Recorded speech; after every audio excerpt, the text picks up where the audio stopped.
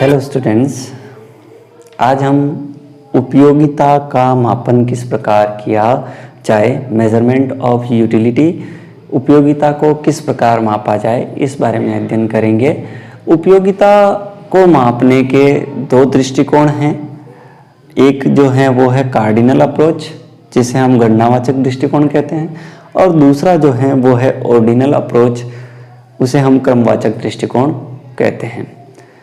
Martial, Pigou इत्यादि अर्थशास्त्री जो थे, उन्होंने कहा कि जिस प्रकार हम दूरी को किलोमीटर में, तरल पदार्थों को लीटर में और अन्य प्रकार की जो इकाइयां हैं मीटर में, सेंटीमीटर में, हम अन्य प्रकार के पदार्थों को या वस्तु को मापते हैं, उसी प्रकार उपयोगिता को भी मापा जा सकता है। और उन्होंने कहा कि जैसे हम दूसरी जो वस्तुएं या पदार्थ या दूरी या जो भी हैं उनको हम मापते हैं और उनकी इकाई हैं, उसी प्रकार उपयोगिता को मापने की भी एक इकाई है और इसे हम 1, 2, 3, 4 इस प्रकार माप सकते हैं। कि इस पेन से उदाहरण के तौर पर मैं कहना चाहूँ तो कि मुझे इस पेन से माना कि 5 यूटिल्स प्राप्त होते हैं, इस बोर्ड से 10 यूटिल्स प्राप्त होते हैं, और ये जो बुक है इससे मुझे हो सकता है कि 15 यूटिल्स प्राप्त होते हो। इस प्रकार उन्होंने कहा कि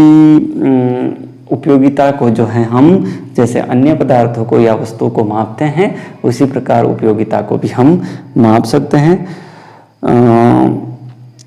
उन्होंने कहा कि they are of the view that utility derived from any community and service may be broadly measured. उन्होंने कहा कि किसी भी वस्तु या सेवा से प्राप्त होने वाली उपयोगिता को विस्तृत रूप से मापा जा सकता है। When a person purchases some commodity, जब कोई व्यक्ति किसी वस्तु को खरीदता है तो उसकी उपयोगिता को देख के ही खरीदता है।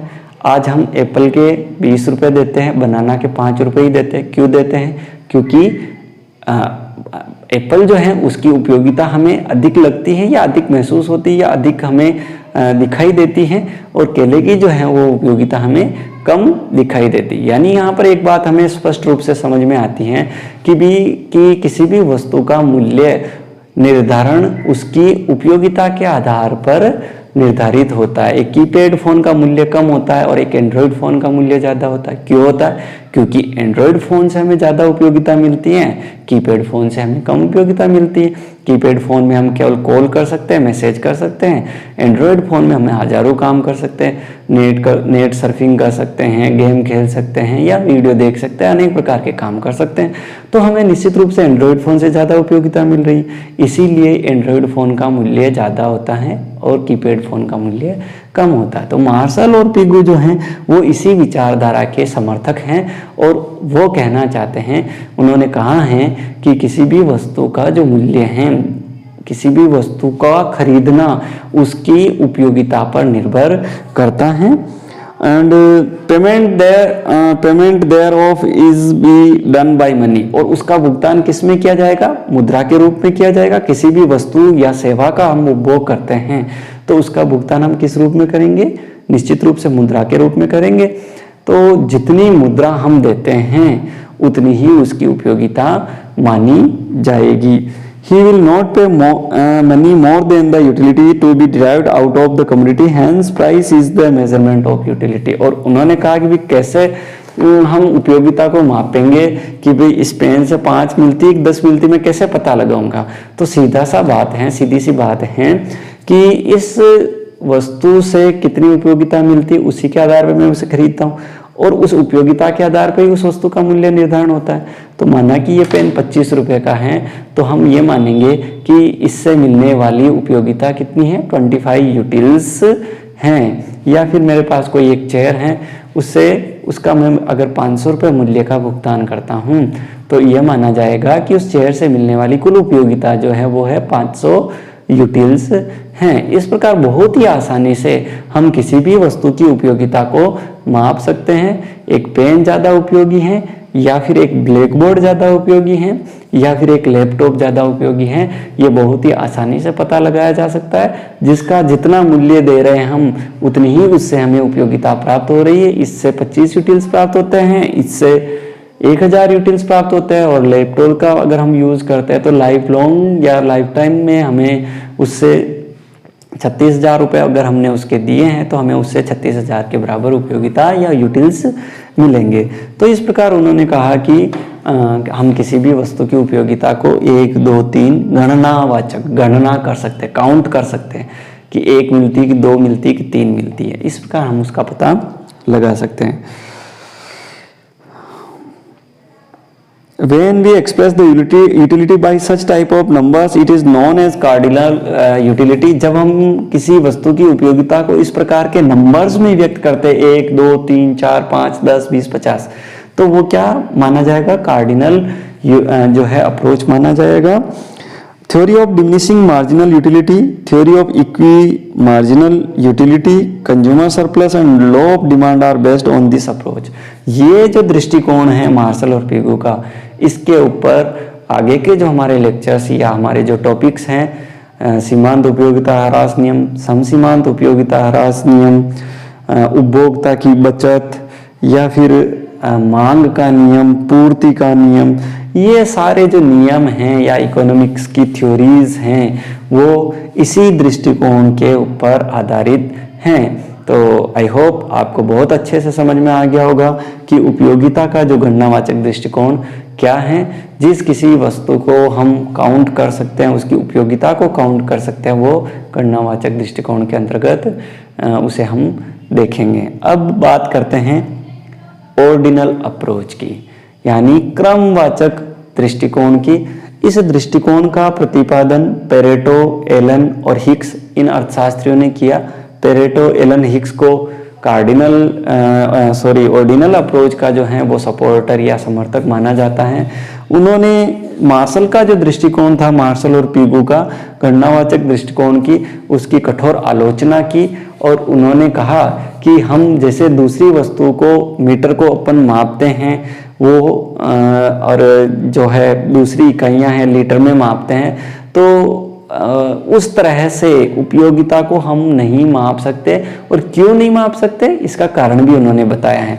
क्योंकि उपयोगिता तो व्यक्ति से व्यक्ति अलग हो जाती हैं। जैसे एक शराबी के लिए शराब की 100 उपयोगिता है, वो 100 रुपये देता है तो उसकी 100 उपयोगिता प्राप्त हो रही, लेकिन वही शराब की जो बोतल है अगर किसी शराब नहीं पीने वाले व्यक्ति को दे दिया जाए तो उसी चीज़ की उपयोगिता 0 हो जाएगी।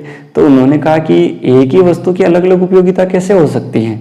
दूरी है, कोई भी नापे, 1 किलोमीटर है तो वो 1 किलोमीटर ही रहेगी, चाहे कोई भी व्यक्ति या किसी भी मशीन से हम उसको मापें तो वो हमेशा क्या रहेगी, फिक्स रहेगी, रिजिड रहेगी, उसमें किसी प्रकार का चेंज नहीं होगा। लेकिन उपयोगिता में समय, स्थान, परिस्थितियों और व्यक्ति से व्यक्ति में भिन्नता आ जाती हैं। जैसे एक कंबल की सर्दी में उपयोगिता 500 है और उसी कंबल की उपयोगिता गर्मियों में क्या हो जाएगी, 0 या 10 या 20 इस प्रकार हो सकती है। तो ये किस प्रकार हम इसको माप सकते हैं, इनका मापन नहीं किया जा सकता है।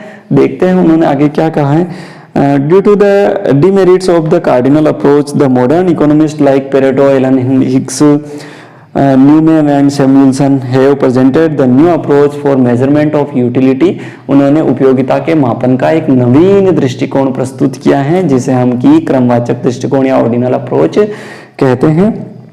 उनके अनुसार उपयोगिता को हम गणना नहीं कर सकते, उसकी 1, 2, 3, 4 इस प्रकार हम गणना नहीं कर सकते हैं, बल्कि उसे हम एक क्रम के रूप में प्रस्तुत कर सकते हैं। क्रम के रूप में प्रस्तुत करने का अर्थ क्या है कि हम उसको एक ऑर्डर दे सकते हैं कि मुझे सेम से ज़्यादा उपयोगिता मिलती है, केले से कम उपयोगिता मिलती है, यानी सेम फर्स्ट है, केला सेकंड है, और भी कोई तीसरा पदार्थ है वो थर्ड है मेरे लिए। तो इस प्रकार हम उसको एक ऑर्डर दे सकते हैं कि फर्स्ट, सेकंड, थर्ड, फोर्थ। ऐसे नहीं बस बता सकते कि इससे 50 मिलती, इससे 100 मिलती या 200 मिलती। हम केवल उससे मिलने वाली उपयोगिता और उससे मिलने वाली संतुष्टि के आधार पर उसको क्या कर सकते हैं, एक क्रम दे सकते हैं कि ये फर्स्ट है, ये सेकंड है, ये थर्ड है। इस प्रकार हम एक क्रम दे सकते हैं। They have given following argument to support their approach. उन्होंने अपनी विचारधारा या दृष्टिकोण है उसके पक्ष में कुछ तर्क दिए हैं। आइए हम उन तर्कों का अध्ययन करते हैं। पहला तर्क, Utility may be studied even without study of various aspect of theoretical and practical approach. हम बिना किसी सैद्धांतिक और व्यावहारिक दृष्टिकोण का अध्ययन किए हम सीधे ही उपयोगिता का अध्ययन कर सकते हैं। Utility is just the feeling of human mind. उन्होंने कहा कि उपयोगिता जो है वो किसी भौतिक पदार्थ की तरह नहीं कि हम उसे माप कर बता दें, वो तो एक मनस्थिति है। उपभोक्ता जो है उसके मन की दशा है, वो कैसा सोचता है, वो कैसा महसूस करता है, वो चीज है उपयोगिता। Utility derived from any commodity और service vary from time to time and in various conditions. उन्होंने एक बात बताई है कि उपयोगिता एक दशा से दूसरी दशा में, एक स्थान से दूसरे स्थान में अलग अलग हो जाती हैं। जैसे मैंने अभी पिछले उदाहरण में ही बताया कि कंबल की उपयोगिता जो है वो सर्दी के मौसम में होती है, गर्मी के मौसम में नहीं होती है। या फिर एक स्थान पर जो उपयोगिता है, हम गर्मी के दिनों में हिमाचल घूमने जाते हैं तो वहाँ पर ऊनी वस्त्रों की उपयोगिता होती है, उन्हीं ऊनी वस्त्रों की गर्मी के दिनों में राजस्थान में कोई उपयोगिता नहीं होती है। तो इस प्रकार जो उपयोगिता है वो व्यक्ति से व्यक्ति, स्थान, समय, परिस्थितियों आदि से भिन्न भिन्न होती है, वो अलग अलग हो जाती हैं। और अंतिम जो है, there is no generally accepted scale to measure the utility. एक सामान्य स्वीकृत कोई पैमाना नहीं है। जैसे दूरी का मापने का एक फिक्स पैमाना है, चाहे आप अमेरिका चले जाओ, चाहे यूरोप, चाहे जापान या कहीं चले जाओ, हर जगह दूरी को मापने का एक ही पैमाना कि kilometre, metre, centimetre, inch, foot, इन्हीं में मापा जाता है। ये एक फिक्स पैमाने हैं, लेकिन उपयोगिता को मापने का कोई एक सर्वमान्य पैमाना नहीं है। Although Marshall has resorted to money as the scale for utility, but the scale is not stable and certain. यद्यपि मार्शल और पिगू ने क्या कहा कि उपयोगिता को हम किस में मापेंगे, मुद्रा में मापेंगे कि 1 रुपया 2 रुपया, तो इसका मतलब 1 यूटिल्स 2 यूटिल्स, लेकिन वो भी स्थिर नहीं है। मुद्रा स्वयं ही स्थिर नहीं होती। आज से 10 साल पहले जो 10 रुपए का मूल्य था वो अब नहीं है। आज के 10 साल पहले 10 रुपए में बहुत सारी वस्तुएं खरीद सकते थे हम, लेकिन आज हम नहीं खरीद सकते। तो मुद्रा का स्वयं का ही मूल्य स्थिर नहीं है, तो हम उसमें कैसे उपयोगिता को माप सकते हैं? हम उसे निश्चित रूप से माप नहीं सकते हैं। तो इस प्रकार उन्होंने एक जो नवीन दृष्टिकोण है वो प्रस्तुत किया, जिसे कि हम ऑर्डिनल अप्रोच कहते हैं। अगले लेक्चर में हम उपयोगिता के प्रकार के बारे में विस्तार से अध्ययन करेंगे।